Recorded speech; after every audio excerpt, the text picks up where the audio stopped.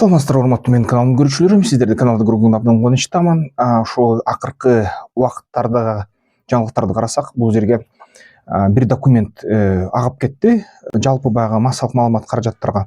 Бул документ көбүнчө ошол НАТОнун, билесиңер, Ян Столтенберг өзүнүн ордун калтырып, анын ордуна Макс Рютте келди. Макс Рютте келери менен кээ бир документтер мындай агып чыкты ачык коомчулукка. Ал документтер боюнча мөңкү күнү ушул НАТО аябай чоң группировканы даярдап жатат ошо Орусиянын чек арасында. Мисалы үчүн Эстония деген мамлекет, эгерде Орусияга, Европага, чыгыш Европага кол салса, Эстония мисалы үчүн ошол Балтия булуңунда булар деген баягы Орусияны 10 күнгө чейин кармаганга даярданып жатышат. Орусиянын аскерлерин 10 күнгө чейин токтотуп, ушул Эстониядан ары Европа, чыгыш Европага өткөрбөөгө ушундай кандайдыр бир атайын үйрөнүүлөрдү өткөрүп жатат.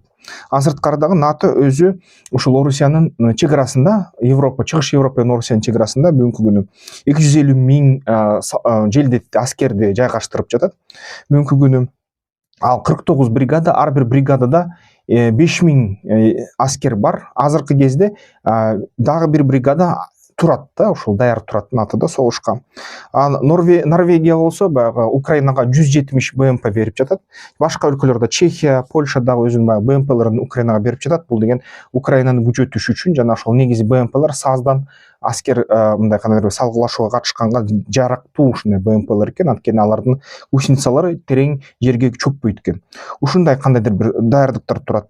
Акыркы күндөрү карасак, дагы бир нече күн мурда Буркина Фасодо саясий кандайдыр бир төңкөрүш, аскерий төңкөрүштүн аркасы менен бийликке келген бийликтери дагы орношту эле. Жакында ошол алар 600 кишини, анын ичинде балдар, кыздар, карыялар бүт бара муздап салышыптыр. Ушундай ички геноцид жасашыптыр. Бирок дагы буунун мисалы үчүн башка расмий эл аралык уюмдардын эч кандай реакциясы жок. Ушул геноцид боюнча Буркина Фасодогу бул деген кызыктай экилик стандарттын иштегендигин көрсөтөт. Андан сырткары бүгүнкү күнү ушул Израиль дагы эле Иранга жообун бере элек да. Израилдин айтуусу боюнча Харк деген эки мындай негизи жергеси бар да, эки жерге соккусу келип атат Израилдики. Бул биринчи Харк деген арал бар. Харк аралында Иранда бүт ушул нефть промыслы, нефть танкерлери алып баруучу ушундай порт бар да. Эгерде ошол порту урuyийсе, ошондо Иранда аябай чоң экономикалык кризис болушу мүмкүн. Мисалы үчүн ал кризисти бир жолу Саддам Хусейн кылган да Иракта. Ирак менен Иран ортосундагы согушта Саддам Хусейн ушул бүт баягы вышкаларды өрттөп, анан ушул портторго соккон болчу. Соккондон кийин анан Иранды аябай оор 8-9 жыл экономикалык мындай кыйынчылыктар ушу баскан Иранды. Иран аябай кыйналган да. Анан Иран ага каршы айтып атат: эгерде силер дейт, еврейлер, эгерде ушул портту, Харк портун буссаңар дейт, нефтепромыслда, анда биз баардык ушул тегеректеги Сауд Аравияда, Оманда, Брунейде, ошол баягы Бириккен Араб Эмираттарда, Азербайжанда жана башка ушул жакынкы өлкөлөрдүн баарында дейт, бүт ушул нефтепромыслдерди жардырабыз дейт. Ракета менен атабыз, өрттөйбүз, жок кылып салабыз дейт. Ошондо дүйнөлүк баягы мисалы үчүн Америка Штаттарында азыр шайлоо болуп жатат, ошол дүйнөлүк кризисти пайда кылабыз дейт. Дүйнөлүк кризистин аркасынан анан нефтинин баасы өсөт дейт. Ошондо эгерде мисалы үчүн кээ бир серепчилердин айтуусу боюнча, эгерде Америка Штаттарында шайлоо астында нефтин баасы өсүп кетсе азыр Байден кезинде, анда Камала Харрис жеңилет, Трамп утат. Ушундай имиштер бар. Бирок ошол менен бирге Трамп мисалы үчүн Израилди колдоп атат. Ошол Иранга Израиль соксун деп айтып атат да. Ушундай кызыктуу парадокстор болуп атат. Анан албетте баягы шайлоо астында Америка Штаттарында ошол баа көтөрүлбөсүн деп, мисалы үчүн Америка Штаттары Израилге тыюу салып атат, койгула, атпагыла Харкты деп. Ушундай катуу басым жасап атат да. Анан дагы Израиль ушул экинчи максат катары Ирандагы баягы атомдук электростанцияларга сокку беребиз деп атышат. Атомдук баягы электростанциялар, билесиздер, атомдук куралдын баягы куралдуу плутонийди же уранды байытууга арналган центрифугалар бар. Алар иштеп атышат. Жакында келектүү көлөмдөгү материалдар иштеп чыгат деп айтылып атат. Ошолорду жардырабыз дейт да. Ошого да каршы чыгып атат. негизи Америка Штаттары айтып атат, бул бир четинен чоң мүмкүнчүлүк дейт бизге Ирандын суроосун акыркы жолу жаап салуу, ядердик программасын токтотуу. Экинчи четинен бирок коркуп атышат да, негизи эмнени коркуп атканын так айтпай эле, бирок кандайдыр бир өзүнчө коркунуч сезими болуп атат Америка Штаттарынан. Ошо кое тургула шайлоо өтсүн, аман эсен тынч өтүп алсын, ошон үчүн тийбегиле деп атат да.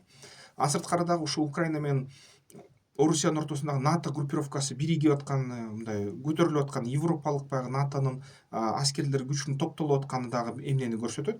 Бул деген мисалы үчүн Байдендин планы бар. Байден айтып атат, ошол Украинага акырындап биз деген айтабыз дейт, согушту токтотконго макул болгула, Крым менен Донбаск, Луганск, Донецкти берип салгыла дейт.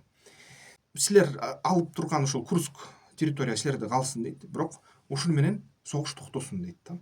Ушул согуш токтотуп, анан Украинаны биз НАТОго чакырып беребиз дейт.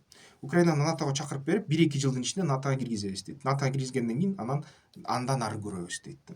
Эгерде ушул маалда баягы согуш токтоткондо Орусия эгерде кол салса, анда ушул негизи келишимди гарантиялоо үчүн европалык аскерлер Орусия менен түзмө түз согушка кирип кетиши ыктымал дейт да. Ушундай план бар. Ал план эми тастыкталган пландын тексти массалык маалымат каражаттарында жок, бирок ошондой сүйлөшүүлөр жүрүп атат деп айтылып атат серепчилер. Ошон үчүн бул деген мындай дагы такталууга муктаж маалымат да. Эгерде ошондой болсо, анда негизи Украина менен Орусиянын ортосундагы согуш убактылуу токтойт. Украина НАТОго кирет, территориясын жоготот, бирок ошо менен Норвегияда, мисалы үчүн Финляндияда болуп калат да. Финляндияда бир кезинде баягы НАТОго киргенде бир нече территориясын Орусияга, Советтер Союзуна уттуруп, анан Орусияга уттуруп, анан НАТО мүчөсү болуп калган да. Азыркы убакытта НАТОго согуш башталган да, Украина менен Орусиянын ортосунда. Толук кандуу НАТОго кирди. Ошондой кандайдыр бир жолду сунуш кылып атат Байден. Анан ошондо кандайдыр бир тынчтык гарантиясы пайда болот деп айтууда да. Анан албетте бүгүнкү күнү Украина башчылары дагы ага ынангандай да. Бүгүнкү эгерде пропагандисттердин материалдарын карасаң, бүт пропагандисттер айта баштады. Элим дейт, Украина элим, силер атырылбагыла, жинденбегиле дейт, территорияны берелик дейт. Крымды берсек эми мейли берелик дейт. Донбасс, Донецкти берели дейт. Ошого макул бололук, эмесе дейт, жеңилгендин астында турабыз дейт да. Анан ушуну берелик, анан кийин НАТОго мүчөлүккө киргенде анан эмне болорун көрөбүз деп атат да. Эмне болорун көрөбүз. Келечекте баары бир өзүбүздүн жерлерибизди кайтарабыз дегендей сымал сөздөрдү айтып атат да. Бирок бул нерсе түшүнүктүү, эгерде дүйнөлүк ушул согуштар токтосо, Европа, чыгыш Европада кызуу согуш Иранда башталышы ыктымал. Ал эми баягы баары бир кандайдыр бир убакыттын ичинде ушу көп аябай узак убакытта Украина баары территориясын жоготконго мүмкүнчүлүгү турат да. Анан ушундай тобокелдиктер ушундай.